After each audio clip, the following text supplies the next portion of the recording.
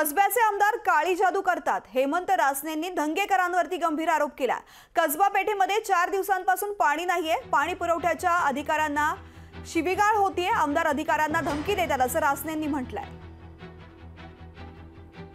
कसब्यात दडपशाही चालू आहे, ब्लॅकमेलिंग चालू आहे, ब्लॅक मॅजिक चालू आहे, सगळं हेच चालू आहे गेली वर्षभर। तुम्ही शोधा ना, त्या ठिकाणी चतुर्थ श्रेणीच्या सुद्धा कर्मचाऱ्यांना आई बहिणीवरनं शिवेगाळ केली जाते, त्वरित काढायला सांगितले जात आहेत। आणि आज बघितलं तर 24 तासाच्या आत माझे लागलेले बोर्डसुद्धा बेकायदेशीर होते। मी ह्याच्या पुढील काळात एक सुद्धा बोर्ड लावणार नाही, परंतु जे कुणी लावतात बेकायदेशीर लावतात त्यांचे 2-2 महिने राहतात आणि हे दमदाटीच्या जोरावर राहतं आहे। दहशतीच्या खाली संपूर्ण महापालिका काम करते। आपण सगळ्यांनी मिळून ह्या गोष्टीला न्याय दिला पाहिजे। लोकशाही मराठी ऐका, पहा, जागरूक रहा।